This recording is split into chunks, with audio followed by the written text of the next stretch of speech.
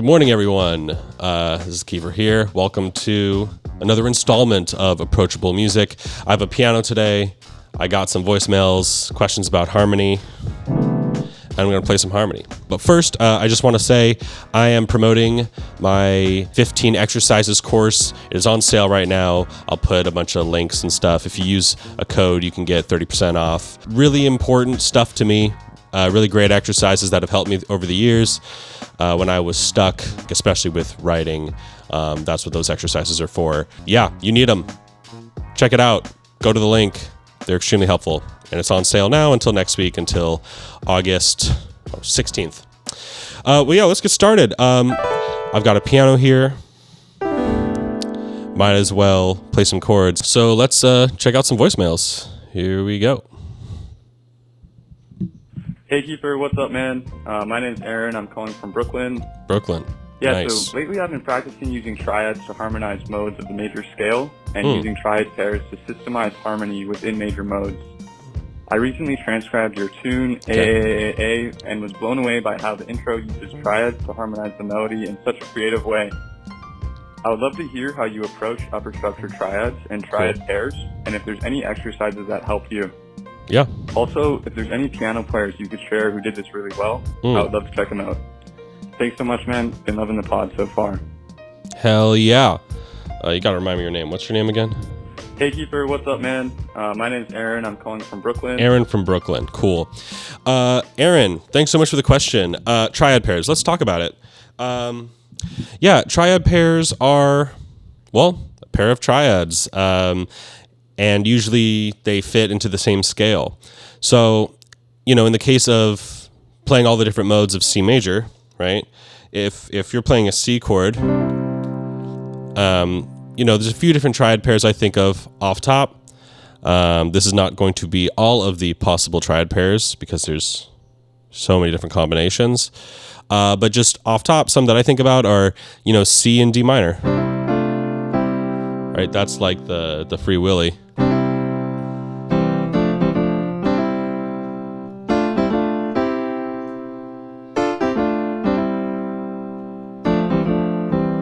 Right. Another pair of triads I think about is, G and A minor, which is a little brighter to me. Or maybe not brighter, but maybe like a little more diagonal. It's like not as like, playing C and D minor sounds like really plain and simply describing the harmony. It's like more tonic and more like primary colors, whereas this is a little prettier. Another one I think about, which is a Lydian one, would be like, D major and E minor.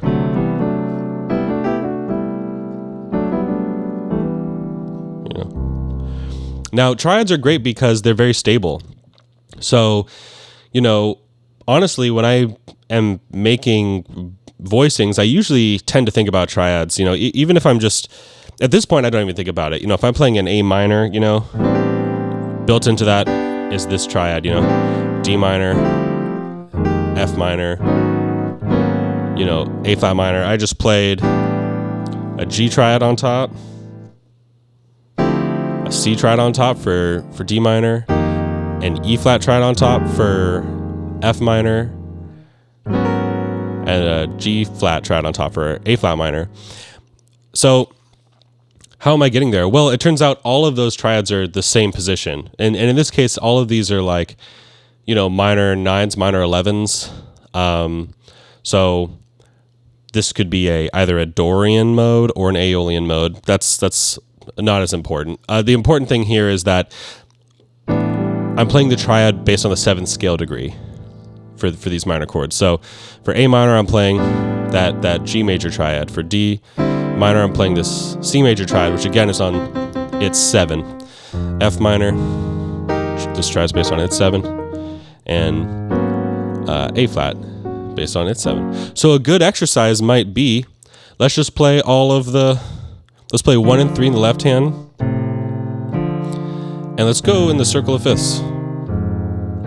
By the way, this is not an exercise I've done, but this is an exercise I can do because I've done something Very similar. And then in the right hand, let's play the major triad starting on the 7. So check it out. If you're at home right now, bust out your keyboard, see if you can do this. You should be able to do this off rip, like I can do it, right? Right, there you go. Now, what would make this even better is if I voice let it well. So here's what we're gonna do. In the left hand, I'm gonna alternate from 1-3, 1-7, or 1-7, 1-3 in this case. I switched the voicings so that because it was gonna get too low, you know. Because if I do this, that's too low, so I switched to this, so, right? Alternating 1-7, 1-3. That is, of course, until you get too low. And then the right hand, we'll play that same triad, but we're going to invert it like that. Right, so then when I get to... Oh, I'm doing the wrong one, sorry. Now this is a little tougher. Where was I?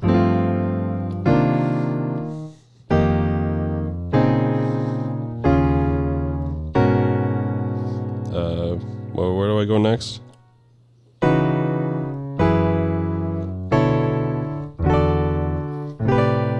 There you go. See if you can do that. Yeah, because when you're playing a minor chord, that major triad starting on the 7th scale degree is really important. By the way, I tend to, when I'm looking at triad pairs, I bias towards the major triads first. It's really important to know the major triads just because they're stronger sounds to me, at least to me. Stylistically, I just love that sound. You know, you also could do this with a minor triad starting on the 5th. So if I'm playing D minor, that'd be A minor up here. And you could do the same thing. I could go, you know, or rather this, you know.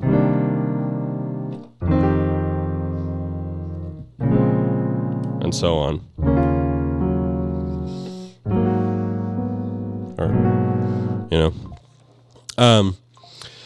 So to answer your question, how I think about triad pairs, yeah, I just have, you know, I have the stuff I think about for, you know, for example, if it's a major chord, I'm thinking that major triad starting on the 5 and on the 2. If I'm thinking about, yeah, let's just go through it. By the way, all those, dude, when we're talking about C major, if these are the triad pairs, C and D minor, G and A minor, and really those are the two, because if you do this, you know, D major and E minor, now we're talking about Lydian, that's like a different that's a different scale. But if we're just doing these two and these two for C major, then that's all of them, right? Because now I go to D minor. That's going to be that.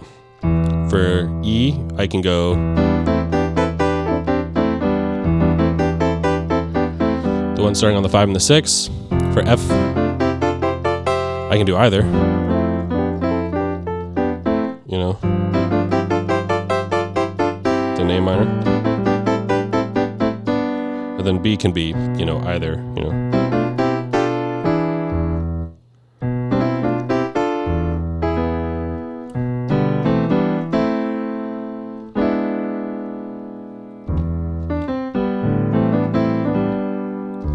You know, then it's just, you know, other types of chords. You know, if you go to the melodic minor modes, then you get a whole other set of things, right? So if I'm playing, you know,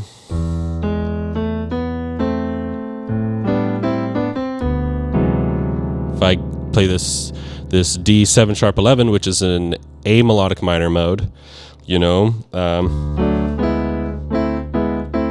or maybe a better example would be like an altered chord where I've got this thing going on, you know.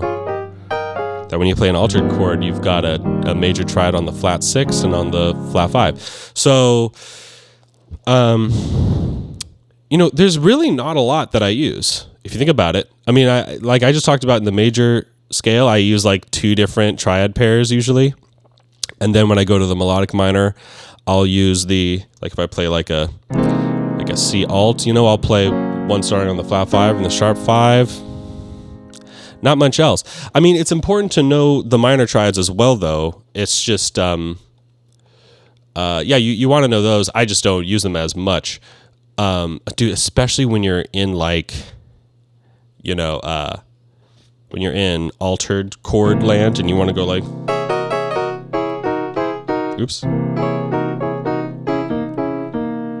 It can sound.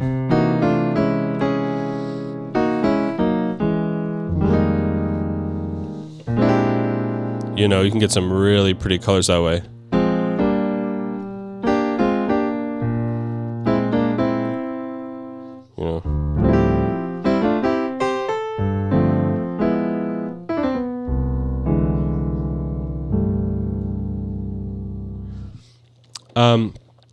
Triad pairs.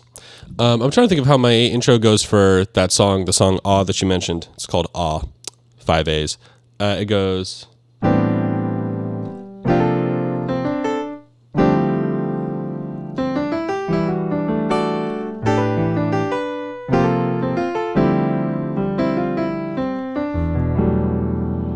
I mean, yeah, there are a lot of triads there. I mean, to be honest, I don't think about it anymore. It's just automatic, but, if I'm voicing an A minor, I'm probably going to have a G in there. Although I call these triad plus one voicings, where it's like a triad and then you add a note, C sus, I'm going to play this F chord. But again, look, last thing I'll say before I move on. Here's a sus chord, right? This is a new chord type I haven't mentioned in the last 10 minutes. And yet it's the same chord. Because this is the 5th scale degree of F major, and I'm just doing that set of triad pairs from the 1 and 2. It's really just like two things, dude. Again, if it's C major, we're going 1 and 2, we're going 5 and 6. And then it's just, it's the same.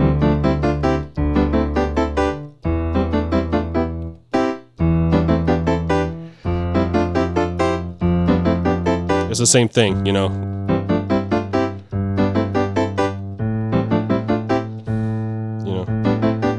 We're just switching the bottom note.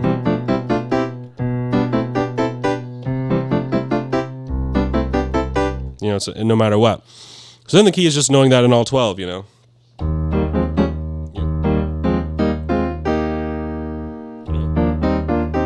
slow down, go too fast.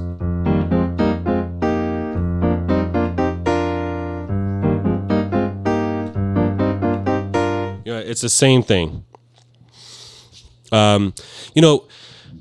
For me, harmony is most interesting when the key is changing, because, and I'm trying to make diatonic harmony more interesting for me right now, especially as I integrate like some Barry Harris ideas. But really, it's only 7 notes in every key, and then, dude, like the only thing that's changing is like of those 7, it's just like instead of the note number 1 being on the bottom, note number 2 goes on the bottom, and then it's just bottom notes change, top notes change, and then those other 7 notes change in the middle. It's only 7 notes, so really it's like when keys change into what, that's where it really gets interesting to me. But anyway, really appreciate the question. It's a good question. Let's go to the next one. Hey Kiefer, this is Carlito from St. Cloud. I missed where he said it's from. Long-time fan, first-time caller. This is a question about harmony, because I know you're doing that episode. Yo, man, dissonance is super pretty, but, like, I want to scale it. How pretty can you make dissonance? Oh. All right. Thanks, man. Hope you get this message. Take care. Hell yeah. Thanks, Carlito. I missed where you said you're from, but... I don't think there is a limit to how pretty dissonance can get. Or I guess maybe the question is more like, how dissonant can you get and still be pretty? I mean, there's no limit. It's all based in context. But let me just show you some chords that I play that I think are really pretty. For example, this one. And again, it's context, because watch, if I play this off rip, you might not like that. What this chord is to me, it's going to sound crazy, an E-flat Lydian to me. And let me explain. So, E-flat Lydian would be this, But the Barry Harris Lydian scale, although he doesn't call it that, would have an F sharp in it, because that's the same as the B flat diminished 6th scale. Okay. And this is basically basically whenever I think of Lydian now, it has a flat 3 in it as well. That's something I'm really into. So, by the way, when you end a tune, like this is really pretty. But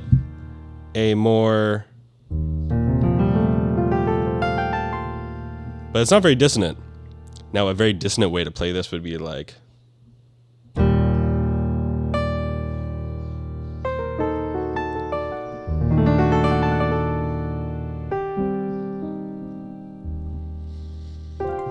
right?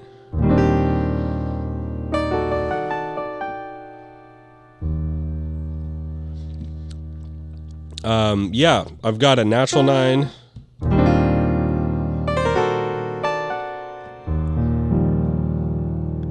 And a sharp 9, if you will, the F sharp. So pretty to me. And also there's all these other colors. There's like D triad in there, this dominant chord in there, sorry, not dominant, diminished. By the way, here's another set of triad pairs.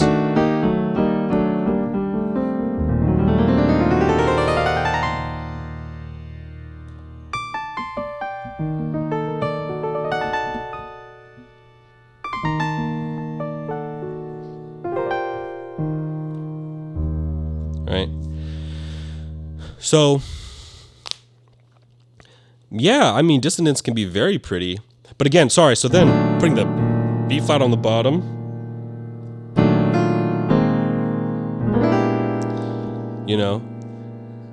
in fact,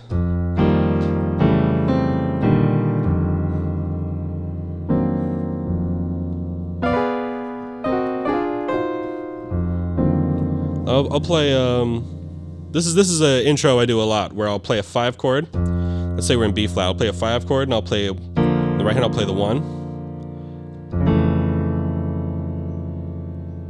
And then I'll play that Lydian sound, right? This is like, for me, this is like a B flat Lydian. Right? And I can achieve that by playing that A triad. So.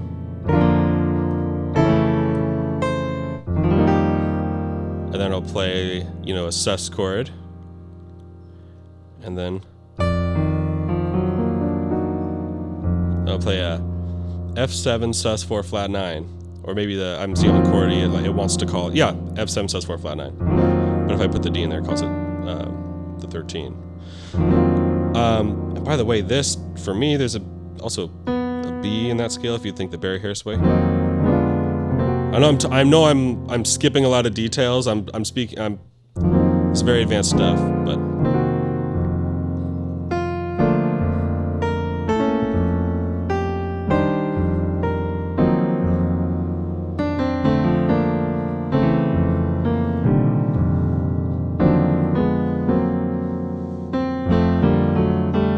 use.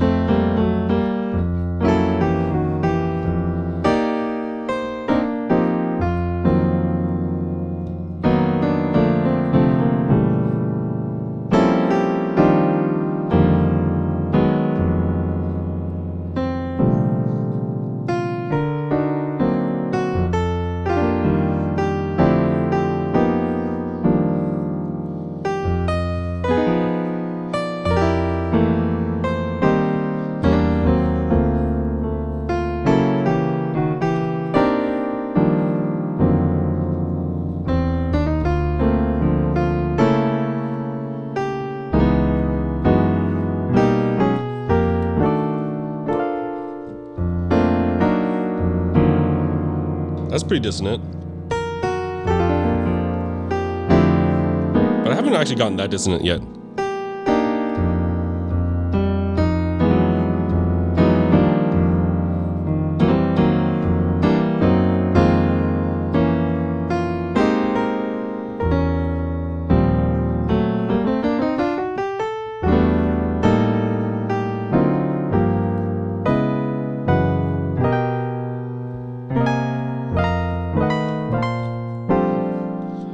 Not that dissonant, to be honest. I don't really play that dissonant, but I'm playing dissonant voicings, and it's still really pretty.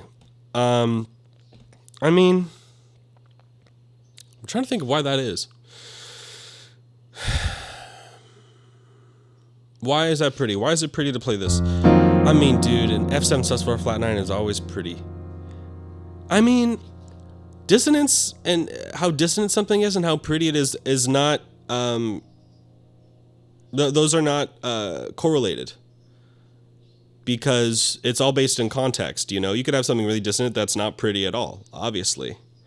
And you can have something that's really pretty and it's really simple, and you can have something that's really simple and it's not particularly pretty, you know?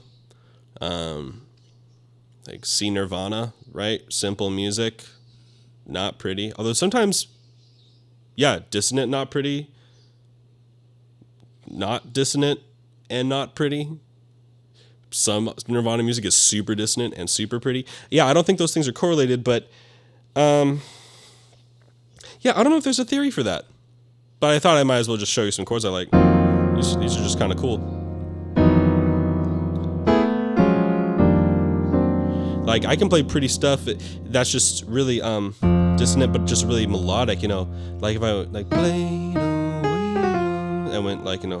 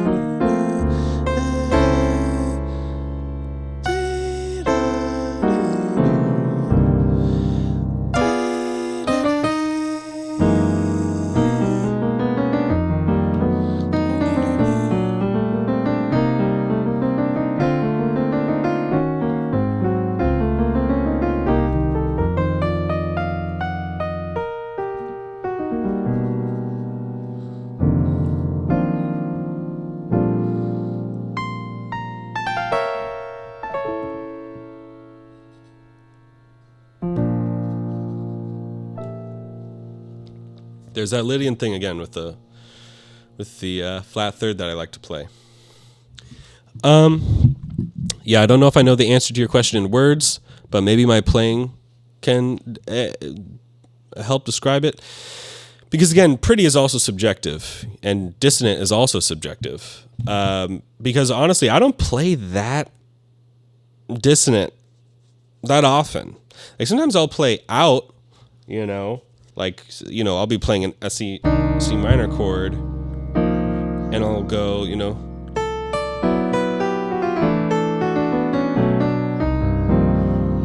and while the bass player's playing this, you know, I might play some other stuff.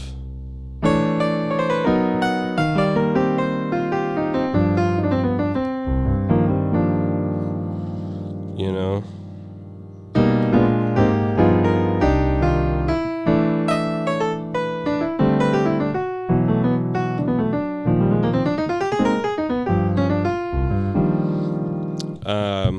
That wasn't particularly pretty though, but maybe it was. I don't know.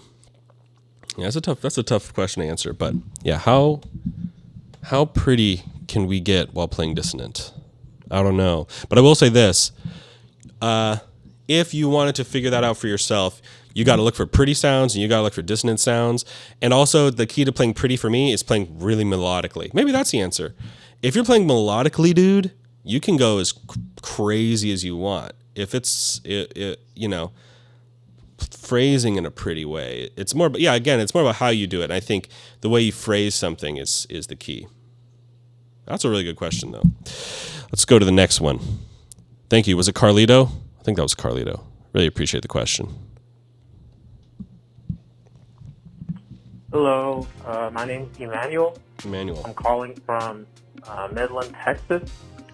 And before I ask my question, I just want to say how much of a big fan I am. I've been in love with your music since I started college a couple years ago. And so my question about harmony is, when I think of harmony, my brain is automatically drawn towards thinking about chords and stuff, which you may have some certain thoughts about that. Sure. But my question was, when it comes to, for example, comping in like a trio or a quartet or anything, how do you approach harmony in such a setting? Like what goes into the thoughts that you have when you're thinking of what voicings to use? Because voicings are a thing that I struggle with a lot when I'm playing. I was just curious to see how your mind goes about such things. Thank you, and have a good day. Hell yeah. Thanks, Emmanuel. I hope you have a great day as well. Appreciate the question. That's a very good question from Midland, Texas. Shout out Texas. Okay. So, yeah, how I think about comping and voicings when I'm comping. Yeah, that's a good question. Here's what I would say to that. The first thing I think about actually is rhythm. So, and I know that doesn't actually address the voicing question, but I just want to get that out there. I'm thinking, if I'm comping for someone and it's, 1, 2, 2, 3, I might go,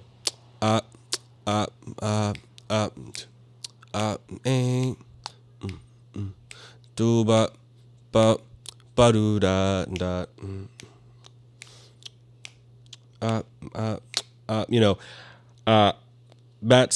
that's what I'm hearing in my head, is just like when the stabs are happening. But and I don't know why I'm swinging right now, but that's how I'm feeling today, I guess. But as far as like the actual voicings, I actually don't think harmonically as much as I do melodically. It's kind of like what I was saying in the last question. I think about my top voice. That's a way for me to decide what I'm doing. So I'll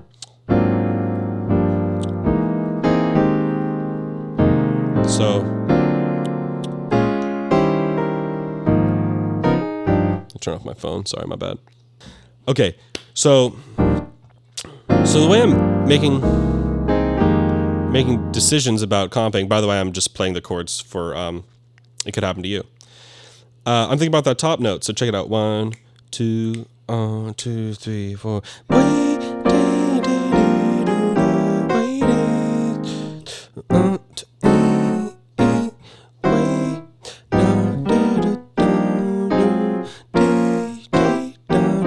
Oops.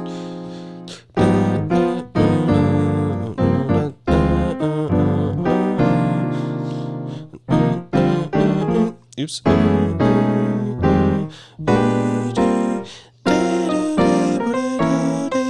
Now this is very busy comping, actually. Let me go not as busy. 1, 2. Gotta swallow. 1, 2, 2, 3.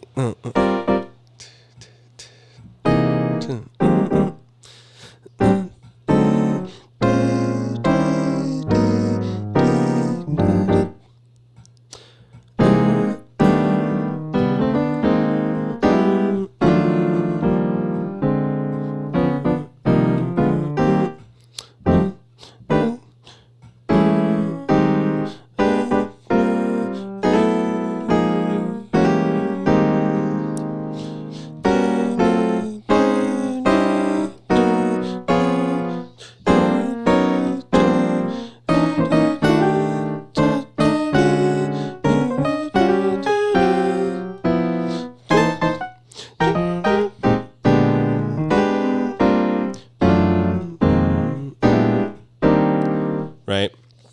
So I'm really thinking top voice. Started to get more busy towards the end there, but that's okay. And yeah. Now I did throw in some different types of voicing. So let's see. Let me just think about some tricks that I did. Like I remember I did, like, for example, the beginning of the tune, a lot of people play like this,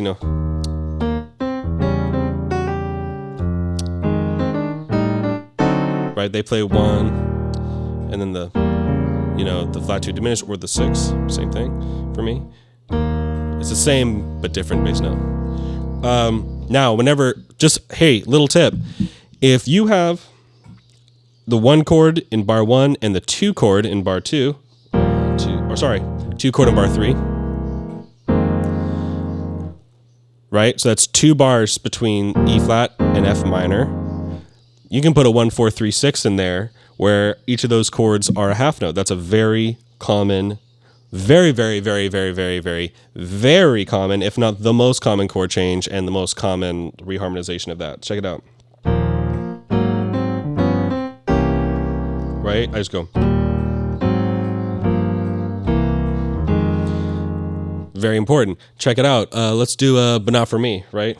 2 chord. 5. 1, 6.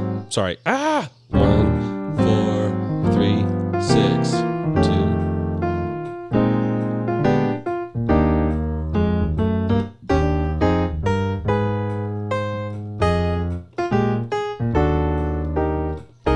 I could even do it there, you know? Right? You know? 4, 3, 6, 2, 5, 1, 3, 6, 2.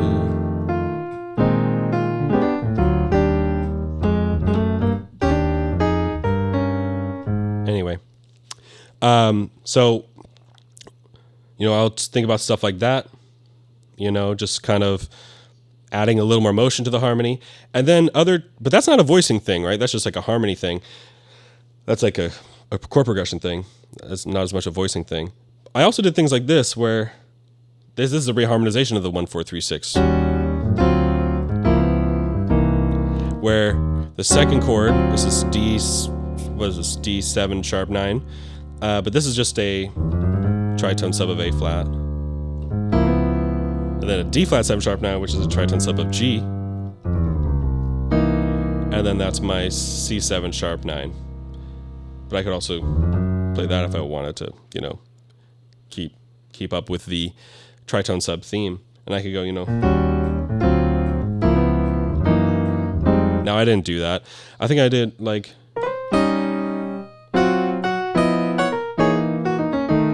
maybe I didn't play I didn't play that many notes, but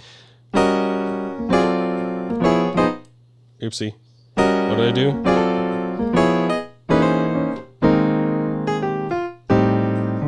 Let's just play until something interesting happens.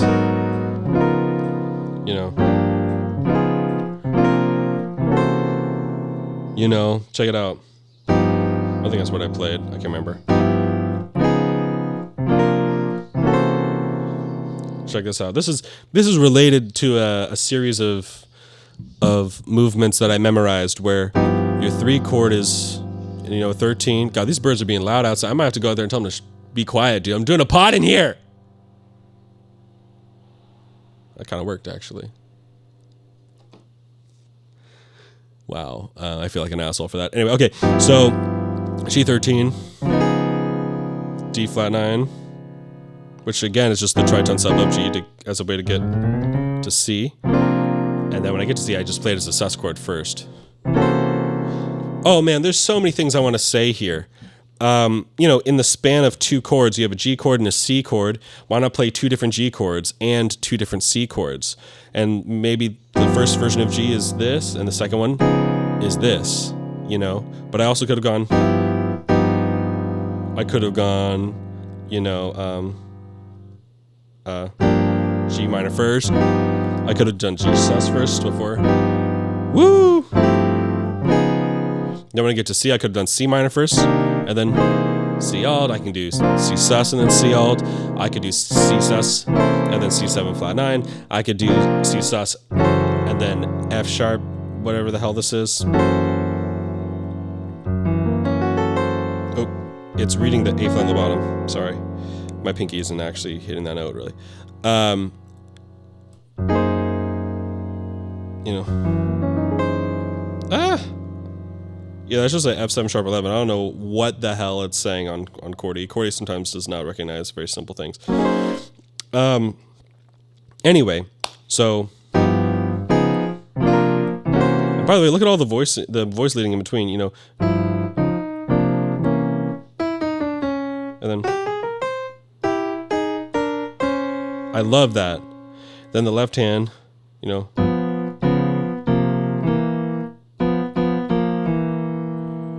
You know. Is there other stuff? I guess there is.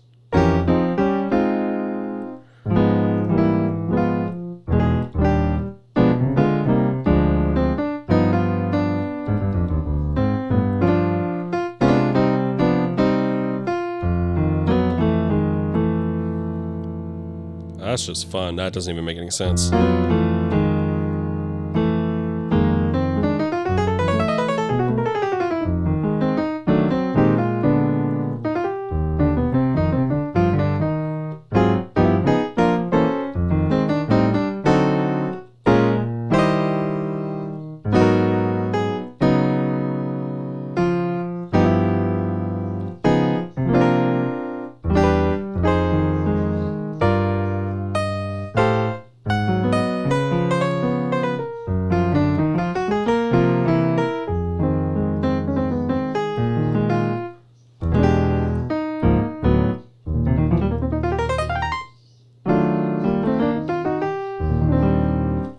There it is again.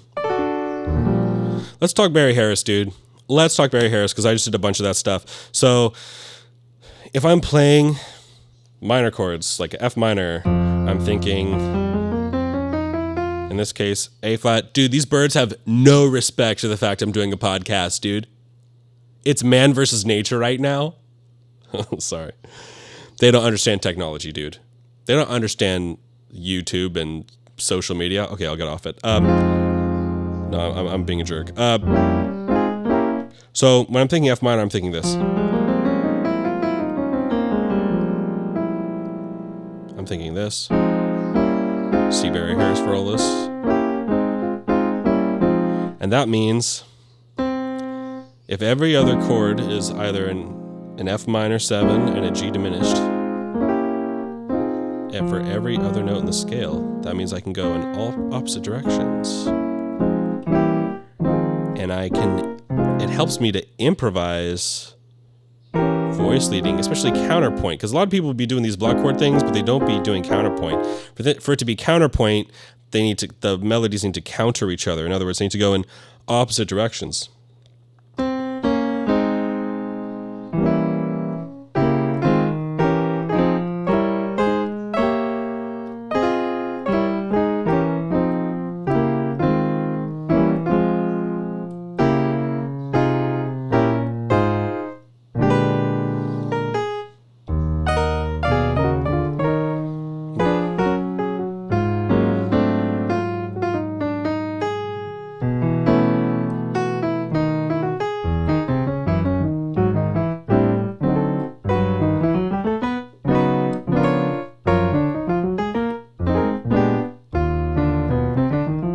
Anyway, so,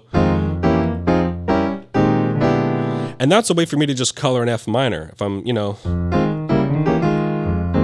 just on F minor, I can play a melody in the right hand, and I automatically have a harmonization for that that's going to include more than just,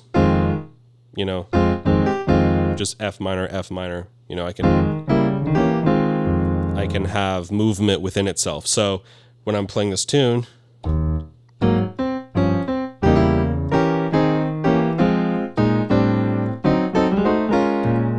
so I just did so much of it right there. I circled around F minor. Then for D minor.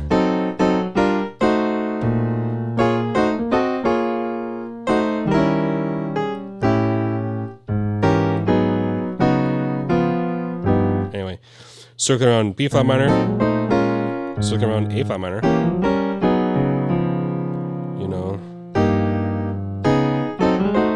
Circling around C sus. Let's circle around this C altered. Sorry, that's not right.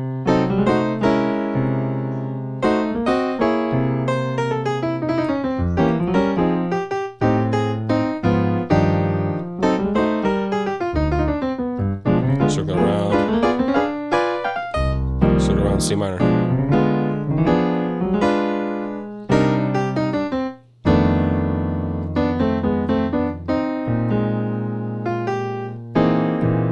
Woo hoo hoo! That's just a C alt on top of B flat.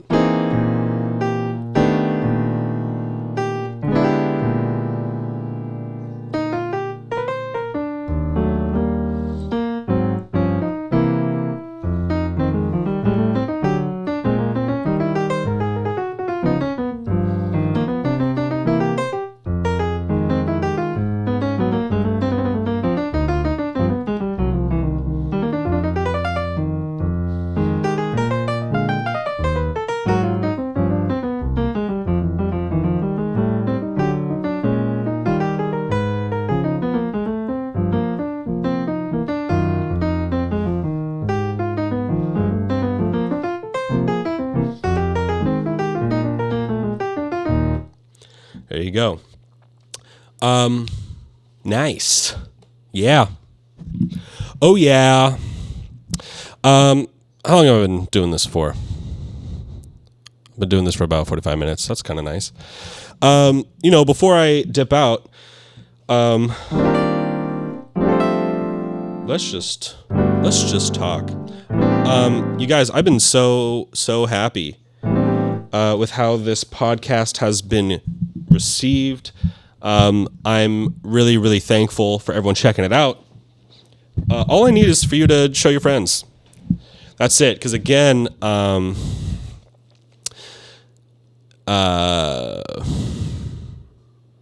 look, this podcast is about me connecting with my online community. That's the whole point.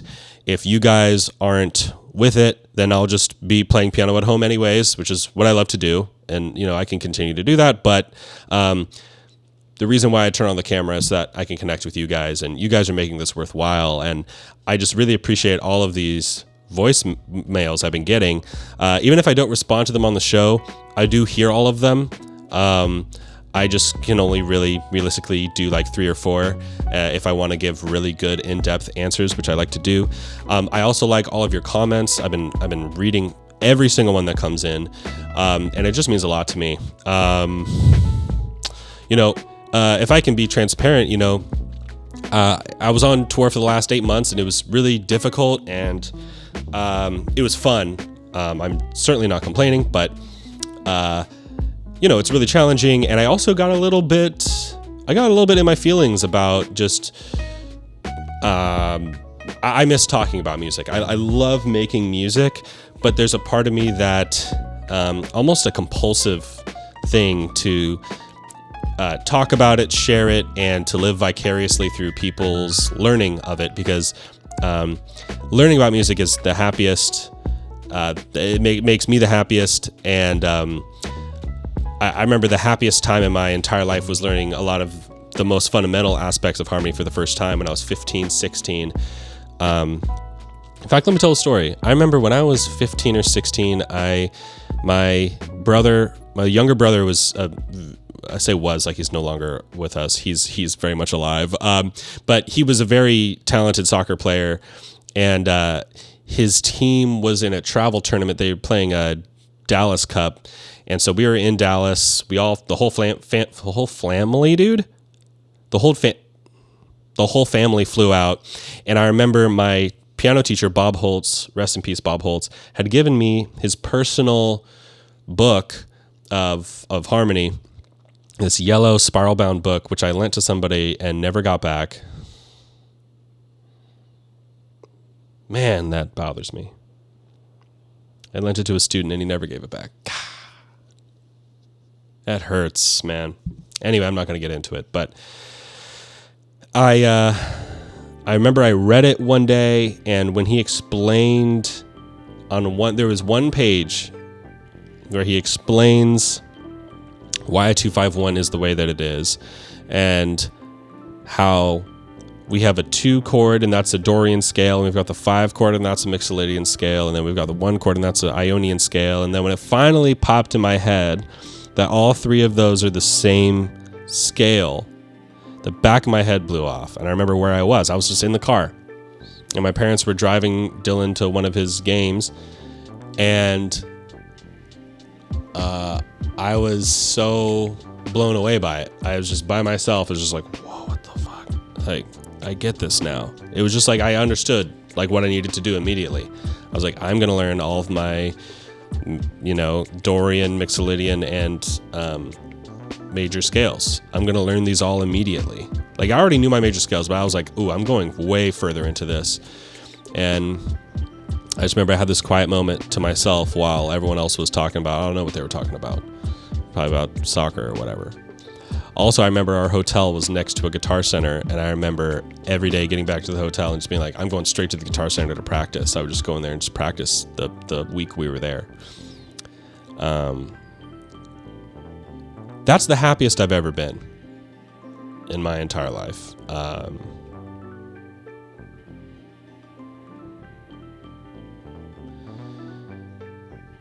It makes me very emotional to think about it.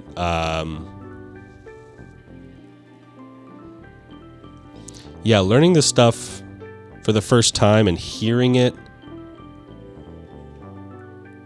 and connecting it to music that I've heard for so many years, and then being given the tools to actually do it.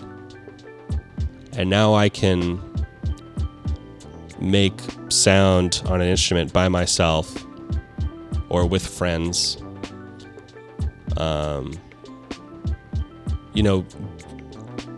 To have been given this gift, this book that Bob wrote, and also his lessons, for him to have given me that feeling, where suddenly my world became more vibrant, more interesting, and also gave me a job. Like it gave me a purpose, like something that I really wanted to explore. I think that's the best thing in the world. It's not just about music. It's those other things I just mentioned. Purpose, experiencing the world in a meaningful way. That's life. That's what life is about. It's not just that Dorian scale meant a lot to me. It's those other things. So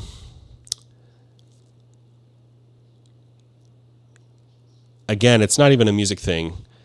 It's a connection thing, because what Bob gave me was a connection to life, and now through this platform, a connection to you guys.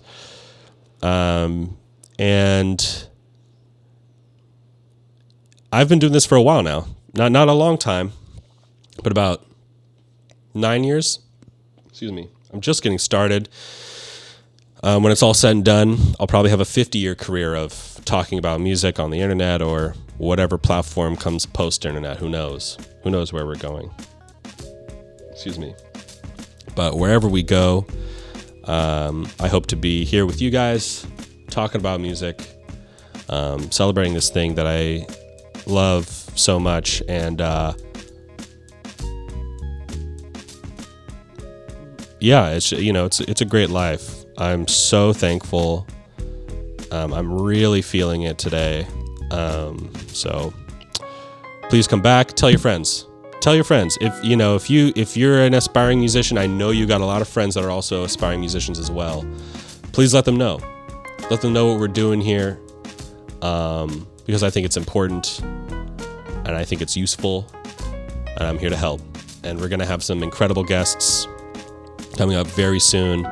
I think one of my gifts is that I have one of the best address books in the music scene. I've got some heavy hitters coming in here who are going to talk about stuff that doesn't get talked about enough on the internet. I feel like, on the internet, there's just not enough, like the truly great musicians don't get enough shine. And I'm going to make sure that we change that. And so we got to keep the lights on though. So you guys got to continue to show up, subscribe, tell your friends.